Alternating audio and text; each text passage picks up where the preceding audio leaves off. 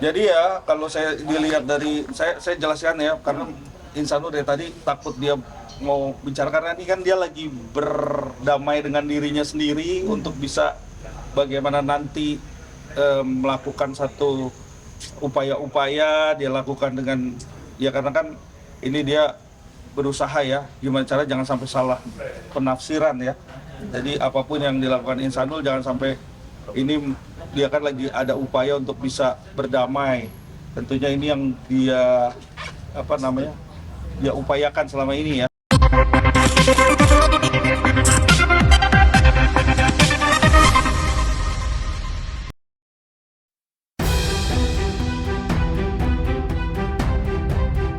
Insanul kembali menjalani pemeriksaan lanjutan di Polda pada hari ini. Kehadiran Insanul terkait proses klarifikasi atas laporan yang menjerat namanya. Insanul terlihat datang ke Polda untuk menjalani pemeriksaan lanjutan. Dengan wajah tenang, Insanul langsung memasuki gedung untuk mengikuti proses pemeriksaan. Usai menjalani pemeriksaan, Insanul menyampaikan bahwa proses klarifikasi telah selesai dan berjalan lancar. Insanul menegaskan bahwa pemeriksaan kali ini ada 5 pertanyaan yang dilontarkan penyidik. Insan juga menambahkan jika pemeriksaan kali ini lebih fokus pada proses mediasi. Sebelumnya, Mawa mengajukan syarat kepada Insan terkait perdamaian yang sedang diupayakan Insan. Ada 2 syarat utama yang diajukan Mawa terhadap Insan. Insan menegaskan akan memenuhi persyaratan secepatnya dan upaya menempuh perdamaian. Namun, ketika disinggung jika gagal menempuh perdamaian, Insanul pasrah jika harus ditetapkan sebagai tersangka dan hanya meminta doa yang terbaik apapun keputusannya kelak.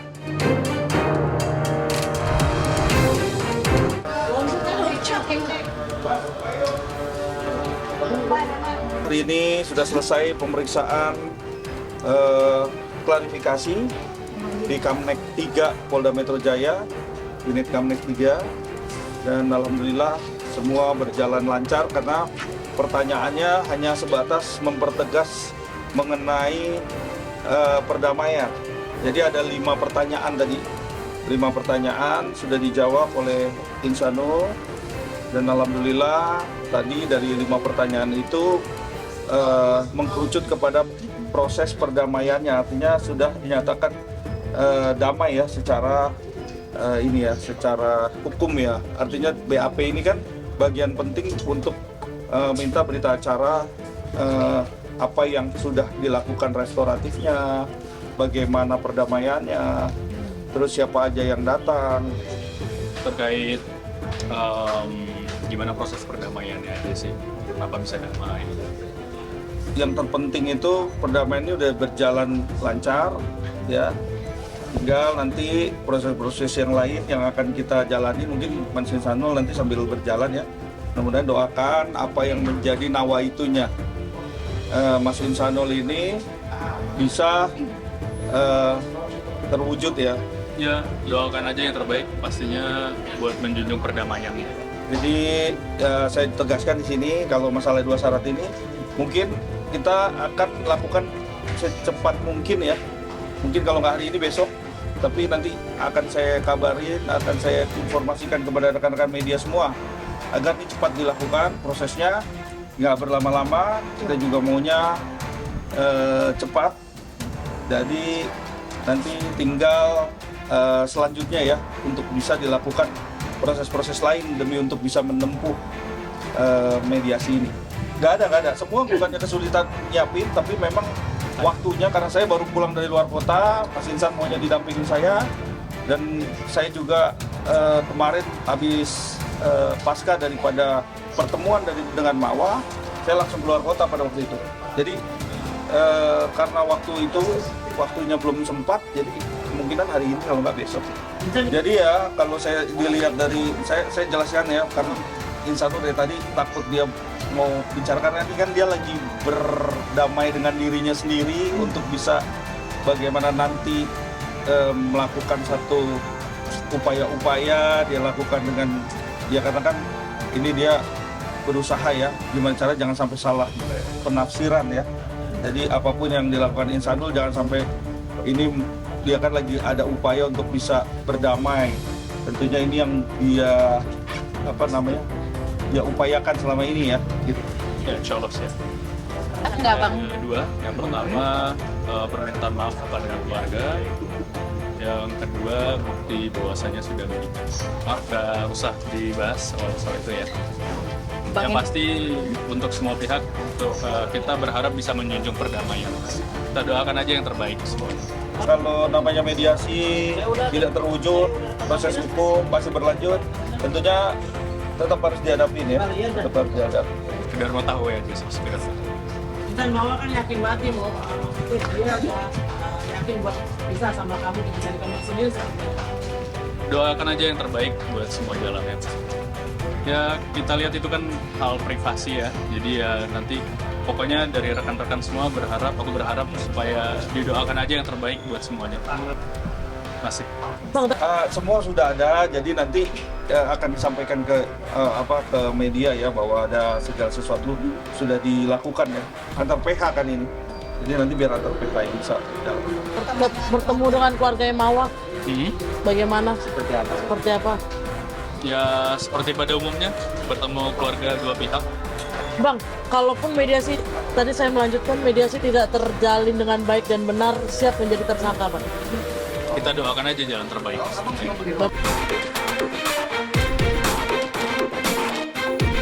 Kuasa hukum Insan, Tommy Triyunanto, berharap proses damai ini dapat membawa Insanul kembali ke kehidupan rumah tangga yang sah. Tommy menambahkan, jika saat ini Insanul mencoba untuk menenangkan diri dan fokus pada upaya perdamaian dengan Mawa. Disinggung apakah Insanul akan lebih memilih Mawa dibanding Inara. Hal itu tidak menutupi kemungkinan nantinya. Adalah doakan yang terbaik buat Insanul. Kita mendukung bagaimana dia bisa balik lagi ke istri sahnya yaitu Mawa. Bagaimana caranya nanti biarkan Insanul sendiri pakai caranya dia nanti bagaimana dia bisa membuat hatinya Mawa bisa luluh kembali. Ya ini menjadi pilihan buat Insanul. Ya pasti akan melakukan satu tindakan yang dimana harus memilih.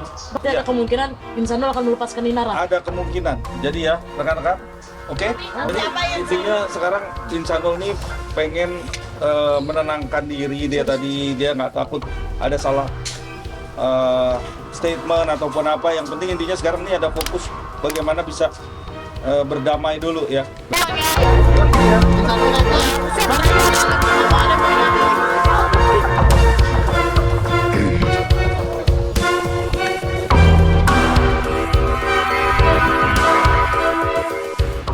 Pakar wajah Kirdi angkat bicara terkait permintaan maaf yang disampaikan Insanul pada akun Instagram miliknya. Menurut Kirdi, sebuah permintaan maaf memiliki indikator yang jelas yang tidak bisa diabaikan. Kirdi menjelaskan, setidaknya ada 3 syarat utama dalam permintaan maaf secara verbal. Pertama, orang yang meminta maaf harus menyebutkan dirinya secara jelas. Kedua, kepada siapa permintaan maaf itu ditujukan harus spesifik. Dan ketiga, alasan atau kesalahan yang diminta maafkan harus disampaikan secara lugas. Namun, dari analisis Kridi, apa yang diucapkan Insanul dinilai tidak memenuhi ketiga indikator tersebut. Permintaan maaf yang disampaikan terkesan ngambang dan tidak menjelaskan secara spesifik kesalahan apa yang dimaksud. Tak hanya dari sisi verbal, 3D juga mengulas bahasa tubuh atau nonverbal Insanul. Menurutnya, arah pandangan mata Insanul yang cenderung melihat ke kiri bawah mengindikasikan adanya teks atau kalimat yang telah dirancang sebelumnya. 3D menilai pertanyaan tersebut bukanlah muncul secara spontan dalam hati.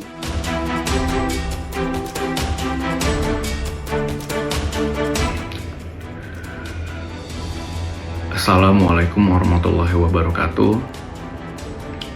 Saya Insanul Fahmi.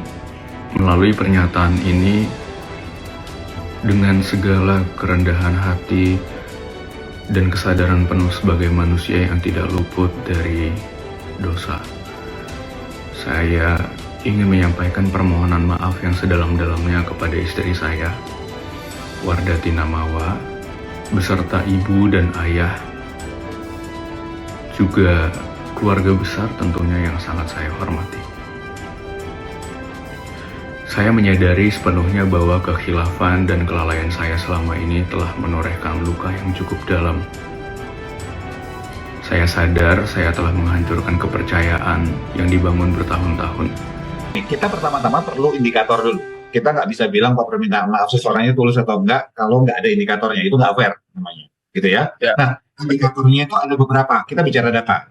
Satu, permintaan maaf yang tulus itu ada 3. Secara verbal itu ada 3 syaratnya. Satu, bahwa dia harus sebutkan siapa yang minta maaf. Kalau misalnya yang minta maaf dia, ya disebutkan saya atau insan, misalnya atau kiri, gitu misalnya minta maaf. Yang kedua, kepada siapa dia minta maaf itu spesifik. Misalnya kepada istri saya, kepada ibu saya, bapak saya, misalnya seperti itu. Ya, pada anak saya spesifik. Yang ketiga adalah disebutkan secara lugas permintaan maafnya itu kenapa. Kenapa saya perlu minta maaf? Apakah misalnya, oh saya minta maaf pada istri saya karena saya berselingkuh dan saya membohongi istri saya, misalnya kayak gitu. Nah, itu dari verbal. Nah, buat saya apa yang disampaikan oleh Insanul itu tidak memenuhi kaidah verbal tersebut secara lengkap, bukan 100%. Bahwa Insanul menyampaikan bahwa dia minta maaf, ya, kepada siapa yang diminta maaf disebutkan, pada istrinya, gitu ya, pada misal anaknya, orang tuanya, disebutkan keluarga besar, sebutkan. Tapi kenapa dia minta maaf itu mengambang? Coba aja dengar. Kata-katanya adalah telah menimbulkan kehebohan, telah melanggar amanah sebagai menodai martabat keluarga dan sebagainya, kira-kira kayak gitu. Tapi tidak spesifik apa kasusnya. Oh, saya telah melakukan ini dan ini, misalnya. Jadi itu baru dari sisi verbal. Nah, dari sisi non verbal kalau kita lihat bahwa ketika dia bicara itu mata melihat ke arah kiri bawahnya dia, seringkali seperti ini. Gitu. Nah, kalau analisa saya sementara bahwa ada tulisan yang memang di situ sudah dirancang sedemikian rupa. Dia apa? Nggak salah. Apakah kemudian membaca tulisan itu jadi membuat dia salah? Jawabannya tidak. Tapi bahwa itu bukan sesuatu yang spontan sifatnya, bukan dari hati langsung enggak baca gitu. Jadi bukan yang awang-awang, baca. Dan apakah itu membuat dia jadi salah? Juga tidak. Tapi membuat dia jadi punya ancar-ancar biar nggak salah ngomong. Karena kan netizen agak beringas kadang-kadang kalau salah ngomong gitu ya. Nggak apa-apa. Ya. Kemudian data berikutnya lagi. Secara ekspresi gimana? Secara ekspresi dia menampilkan, tidak menampakkan tanda bahwa dia sedih, tidak menampakkan dia takut, tidak menampakkan dia marah, tidak ada emosi. Ya itu artinya apa? Artinya bahwa dia sudah mempersiapkan statement tersebut, bukan sesuatu yang dari pernah ngomong dari hati benar-benar penyesalan keluar, enggak. Jadi kalau kita gabungkan itu semua, buat saya itu adalah sebuah permintaan maaf yang digunakan untuk menenteramkan hati netizen, karena kalau orang sudah minta maaf, netizen itu nggak galak-galak amat. Itu satu. Dan kedua, aman secara hukum. Bisa jadi sudah ada campur tangan kuasa hukumnya. Kenapa? Jadi dia bahkan tidak menyebut esensi kenapa dia minta maaf sebetulnya. Bahwa menimbulkan kehebohan segala macam, kehebohan apa? Dia manggil Son Horeh terus kemudian rame-rame itu juga kehebohan. Tapi kan enggak. Ya, artinya apa? Substansi penyebab dia minta maaf bahkan nggak kesebut. Buat saya, gitu ya, permintaan maaf itu kontradiktif. Gini, kita hargai deh. Kalau ada netizen bilang, Mas, tapi kan harus dihargai diminta. Oke, kita hargai, tapi hargai permintaan maaf itu kan kita juga harus melihat basisnya tadi indikator.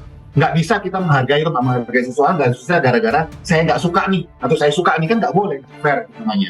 Gitu. Nah, secara indikator itu bukan permintaan maaf yang 100% tulus jadinya. Saya melihat bahwa dia tidak sepenuhnya relax, ya. Gitu. Tapi untuk kemudian ada tekanan sehingga dia takut, saya tidak melihat ekspresi rasa takut di dalam wajahnya dia. Jadi masih adalah dia lebih cenderung berhati-hati. Ketegangan yang muncul itu ringan dan cenderung karena dia berhati-hati supaya jangan sampai salah ngomong.